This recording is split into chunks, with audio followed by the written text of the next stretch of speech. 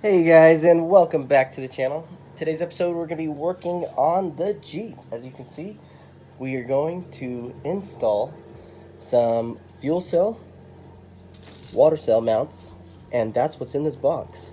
So I'm going to go ahead and unpackage this box. We'll go ahead and lay out the parts, and I'm going to show you how to install it.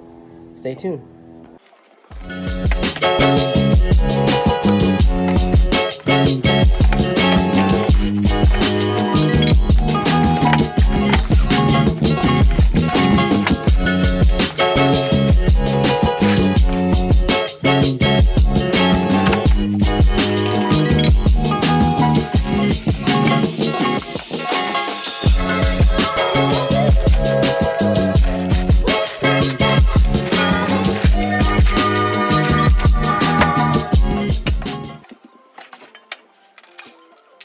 I wanted to show you this piece of paper here. It's by Hooke Road. Make a difference. I'll kind of go with, this is what it's going to look like here. Bolted up, and it's really simple. You have your U-bolts here for A and B.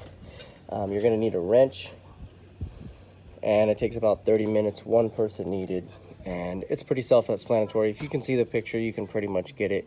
And it's going to go on both sides of the rack here. So let's go ahead and install this thing. But before we do that, I want to go ahead and talk about these a little bit. So I'm going to give you guys a close-up. Looks like the welds came out pretty good, and it's all in one piece. Everything is totally relying on this joint here for the U-bolt on the 2-inch channel tubing.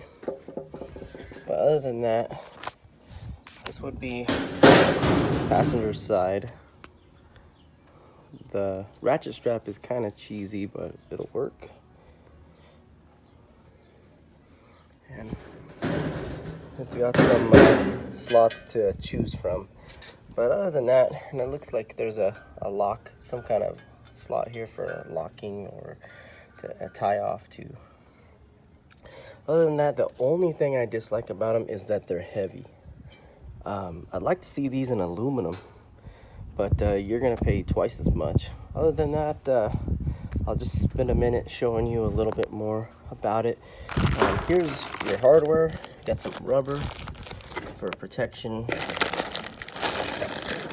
and it just looks like there's a bunch of lock nuts and U-bolts in this box. Don't know what these were for, but looks like there's some kind of protective plastic that was protecting them while they're in the box so they don't get all beat up. But yeah, let's go ahead and install the driver's side. Okay, so the first thing I'm going to do is open this thing up. Slide it out, and I want to show you guys what rack I have. I have the Smittybilt Class 3 receiver mount, 500 pounds. Tongue weight, do not exceed manufacturer. Yep, so it's just a Smittybilt rack. Here's the joint and everything. It's gonna bolt here. So let's go ahead and bolt those up.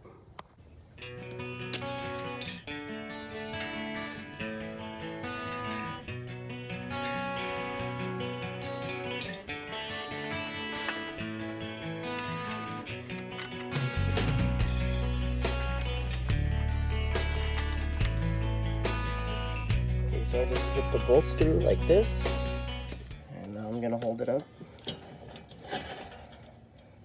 And with the 17mm ratchet wrench, I'll go ahead and snug this down.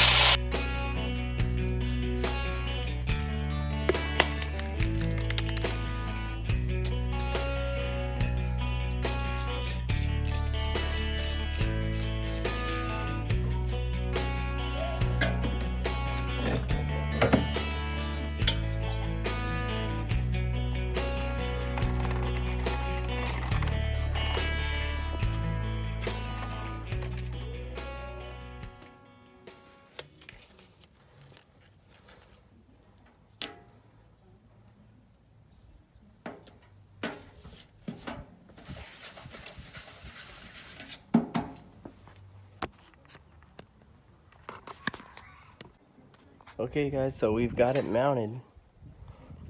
Looks pretty good. Really solid mounts.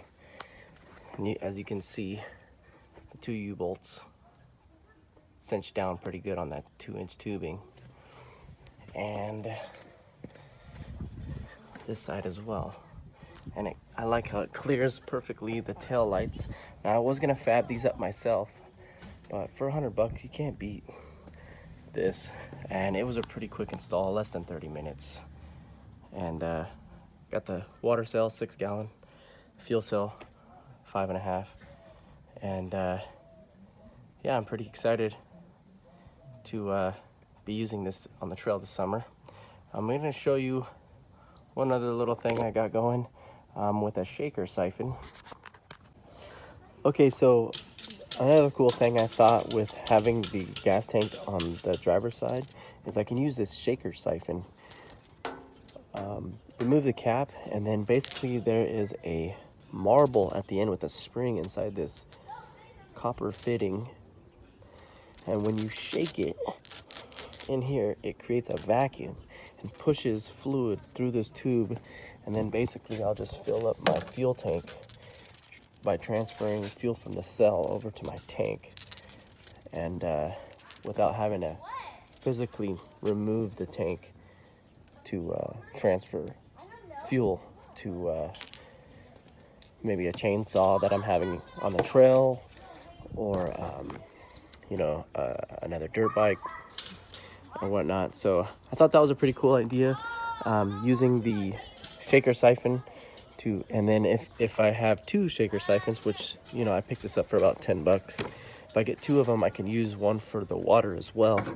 And I can set it up to where maybe just clip, once I get the water flowing, just clip the hose to the corner here, and then I can wash my hands down here, or whatever I need, I'll have running water. So that was a pretty cool plus that I thought of. And I'll just go ahead and keep this shaker siphon in the back of the Jeep with my recovery gear. Okay guys, so go ahead and use these quick fist clamps here that will hold the axe mount. I'm going to go ahead and use these hardware and some jam nuts with some washers. We'll go ahead and drill the holes now. I've got the shovel and the axe mounted on the rack now with some zip ties, just kind of looking for the area I want to mount these quick fists, and then we'll go ahead and drill holes.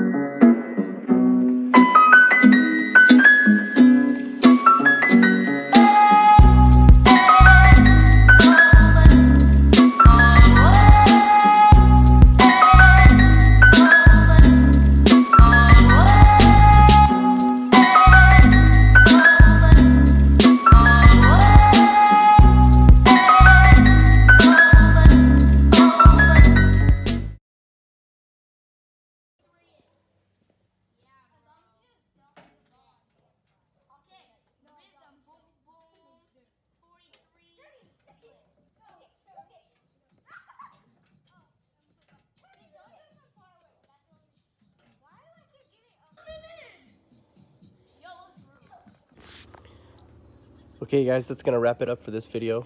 Hope you like the install for the new axe mount, and we're gonna get some more quick fists for the shovel, and hopefully in the next video you'll see a Yeti on top of here. If you found this video useful, check out some other videos that may be useful to you, and hit that subscribe button. Thanks for watching.